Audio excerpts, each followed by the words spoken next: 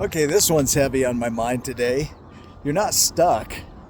You're just loyal to an old, outdated story, and that's where we need to change.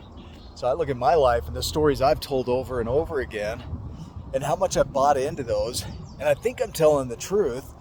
But if you look at research, it says that every time we bring up a story and a memory, we rewrite that memory. So it's never the original experience or event. It's more our interpretation of that event.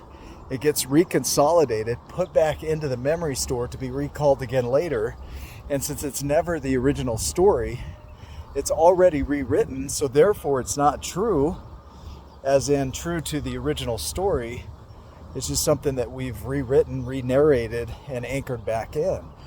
So we're reconsolidating these stories over and over and living into them as though they are our truth.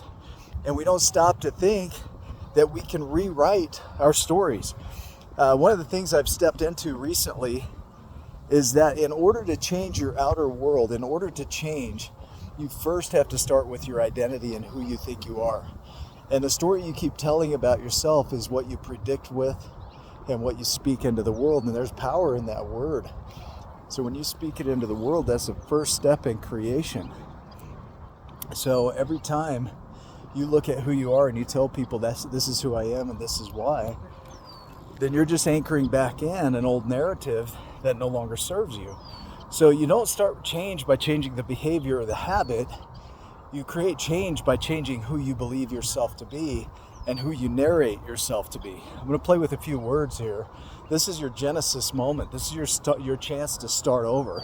If you think about the Bible, God spoke and reality formed. In the beginning was the Word, right? And then along comes somebody and adds an L to word to create world, which is the age of man.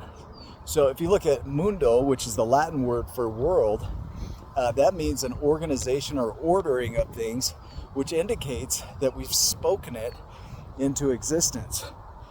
And so one of my favorite words is abracadabra.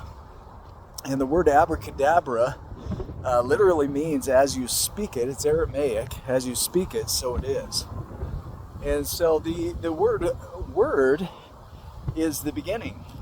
And our ability to predict is based on who we think we are. So even prediction, and our minds are prediction machines, is that before we speak it to the world, we predict it to the world in our mind before we play it out verbally.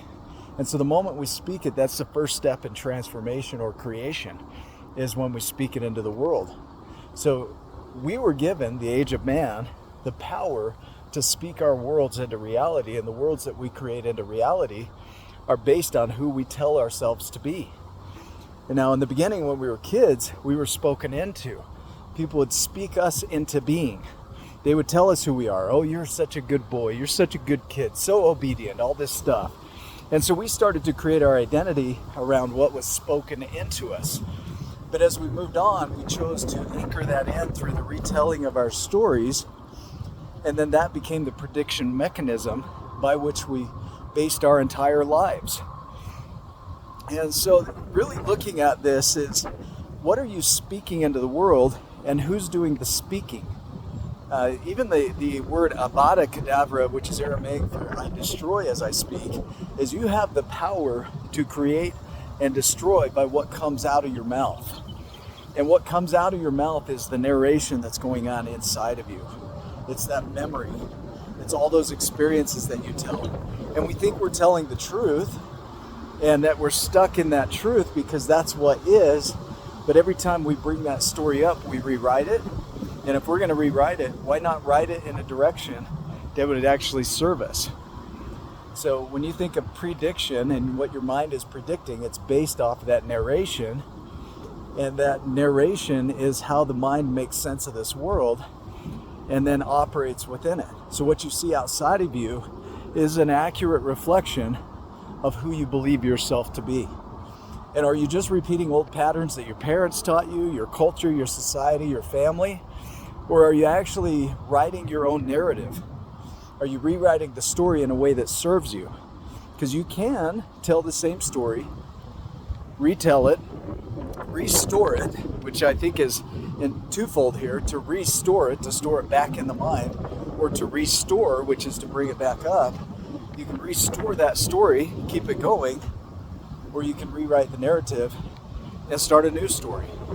So your world is going to change in relation to who you believe yourself to be. And so this is where the world doesn't know what you're going to accomplish until you speak it.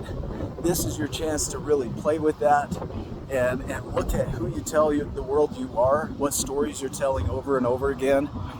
And when I say that you're not stuck, you just have loyalties to an old, outdated story, then as soon as you change that story and rewrite yourself, you're going to write the path that's going to allow you to change your outer world. So hopefully that serves you today.